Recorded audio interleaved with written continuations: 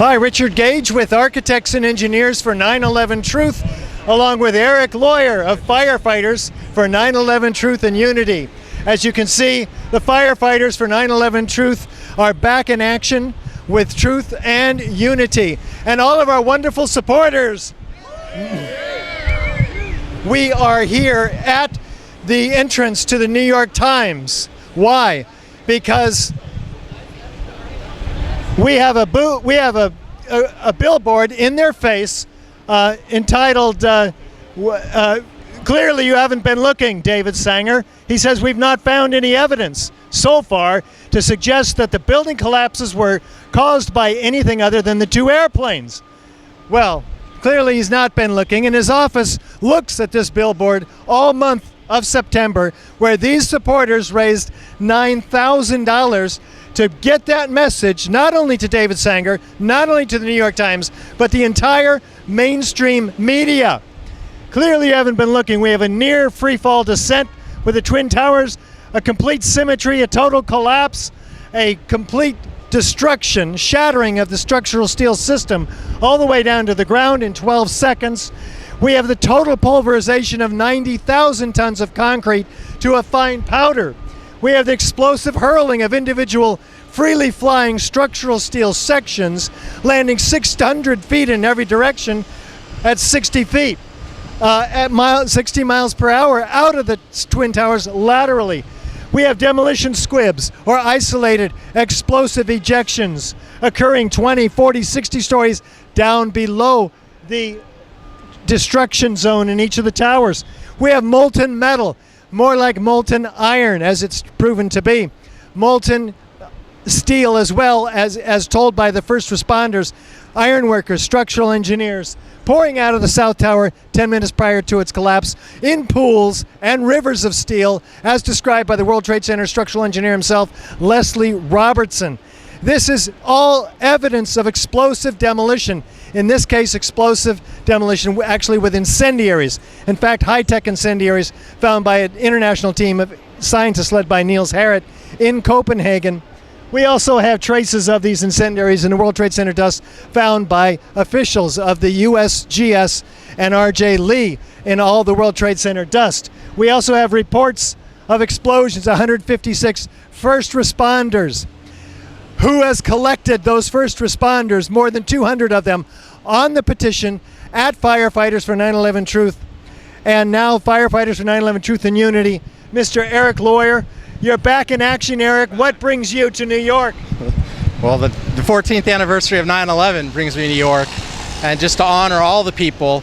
And when I say all the people, I'm talking about all the people that were killed on 9/11 and all the people that have, all the first responders and all the other people that have been killed since 9/11 from 9/11 linked cancers, 9/11 illnesses, and we all saw the dust-covered lady that just died of cancer. There are more dying now. The numbers are increasing. And the other piece is that we're inviting in the honoring of all the names, meaning all the people who died in the 9/11 wars. So in Iraq, Afghanistan, our soldiers and our soldiers who are committing suicide at a rate of almost 22 a day. So this is what we're here for, and I've decided personally to come back into the movement with a new approach, and that new approach is to support Architects and Engineers for 9/11Truth with their focus on the evidence, which is clear. And I'm taking a firefighter metaphor for this entire event of 9/11, and what I mean by that is we're not talking about who did it, why they did it, or what they did. I'm from Firefighters for 911Truth and Unity. We're focusing just on the investigation and unity. And from the investigation, what I mean is we're focusing on the NFPA, which is the National Fire Protection Association, NFPA 921 guidelines. These are the national standards that determine how an investigation should be done. And we're making those visible so people can see for themselves what the standards show. And NIST, for the NIST investigation, there's several critical failures that they had, or I would call it more of an unwillingness to follow the national standards that were so gross and negligent that they should have resulted in criminal and civil charges. And specifically, there's overwhelming chapters in the NFPA 921 guideline that point towards they should have tested for explosives there, and we have over 100 witnesses that report them. We have audio recordings, and they're still refusing to test.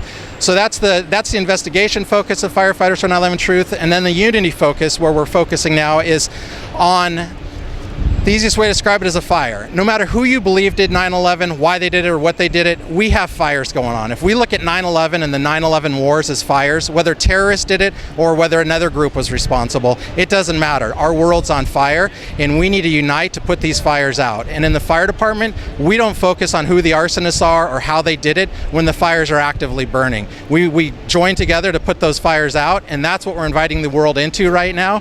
And there's 3 ways you can participate with that if you want to help putting these fires out without a focus on who did it, not even on 9/11Truth. It's more, we're looking at, 1, we want to join in wisdom circles, 9/11 wisdom circles, and what those are is to look at what are the underlying causes. What was the brokenness in our national and international relationships that caused this to happen in the first place? Whether it was whoever we think did it, why did this happen? This problem started long before 9/11. The second phase is once a week on Tuesdays of every year. This next year, we're inviting people in to join in a world prayer. We're doing the first one today at 6:46 p.m. New York time, and that's 10 hours after that first plane strike. And we're going to continue this for 1 year on every Tuesday. And you can go to our website to learn more about that. And the third piece is the community actions. And on the 11th of each month, we're inviting the people from whatever community they're in to join with us. And we're going to focus on what's found in those wisdom circles as some areas that need extra attention or love, something where we can bring more unity and compassion and service in. And an example might be the first responders. They're dying, they need support, and there's a lot of people here in New York that are still sick, and they could use our support. So we're inspiring people on the 11th of each month to do these actions. So that's what we're here for. Thank you, Richard. And thank you, Erik. This is incredible having Erik Lawyer back into the action of New York here with the Architects and Engineers for 9/11Truth, where we are tonight having our world premiere of Firefighters, Architects, Engineers Expose 9/11 Myths. Tonight, 7 p.m., West Park Presbyterian Church, right here in New York. We have Erik Lawyer and myself will be introducing the film, which we are featured in, mostly Erik. Erik, what are the specific features that you're talking about tonight in tonight's film?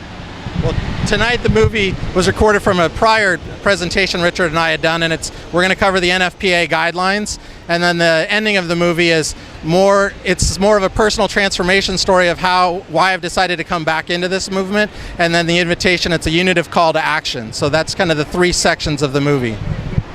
Very exciting. And then there's other events happening the next day, tomorrow, same venue, West Park Presbyterian Church. What's happening tomorrow, Erik? Tomorrow's a 9/11 symposium where we're going to be exploring all the different perspectives of 9/11, not just the evidence, not just the investigation, but bringing in all the different elements from, I don't even want to, psychologists, from lawyers, from, John Perkins is going to be there. There's going to be a lot of amazing people there, so you don't want to miss that. So this is an independently hosted symposium by others, but a lot of these people will be there as well. So let's hear from a couple of our supporters. Here's Mike. Mike. Where did you come from, Mike? Westchester County. Why? Because I believe in this. It's important to tell the truth and open an investigation. That's why I came. Awesome. And where did you come from? Atlanta. And what's your name? Joe Heller. And why are you here? I'm here to spread the truth about 9/11. Awesome. And this gentleman over here. What's your name, sir? Luke Radowski. Not the Luke Radowski, is it? Well, yeah, I think so. I hope so. Fantastic. Luke, what are you doing here in New York?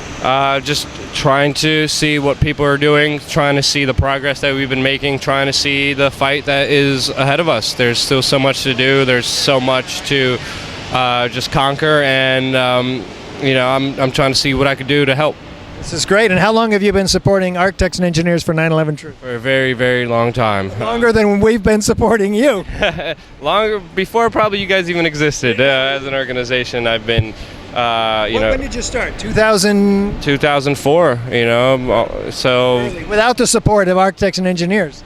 Yeah, it's been a long journey. There's been a couple spread around that I've met, that I've talked to throughout the years, but I'm happy someone like yourself galvanized, put them together, and made it a very, very valuable force for just waking people up. It's incredible. Thanks, Luke. It's great to have you here. We also want to We also I just want to remind people first to thank Richard Gage with Architects Engineers for hosting this, and for Luke with We Are Change, because both Luke and Richard were the two that really helped me see what was going on here. And then for Bruce, who's behind the camera with We Are Change Colorado, he's been a big support in his entire organization, not his. The We Are Change Colorado has been a big support in what's going on with all of this. And the final piece, we've mentioned it once, but today at 6:46 p.m. New York time, 3:46 Pacific, we invite you to join us. And what we're asking for is for people to go to our Facebook event and post your prayers, your intentions, and your commitments that would help create a world where 9/11 and 9/11 wars could never happen again. So that's the hashtag we're using, is never again. And thank you. Beautiful. Thank you, Eric. And who do we have over here? Mike Arnold from Atlanta, Georgia. Mike, why are you here? Well, I feel compelled to be here. You could say it's kind of like in Close Encounters of the Third Kind, where everybody felt compelled to go to that rock. We feel like we have to come here. We have to do this. We have to speak the truth and spread the word, spread the truth. And is it so important to speak the truth about 9/11? Everything's at stake. The war on terror came from 9/11, and the lives of innocent people, and it's just so obvious. I mean, the wars, the innocent people who have died, the future generations depend on us. What we do or don't do now will affect future generations. And over here we have Rachel Colton, kindergarten teacher. Where did you come from today? I came from Washington, D.C. Why? Why? Because I think the American people deserve to know what really happened that day, especially those that lost someone that they loved. And what about our civil liberties?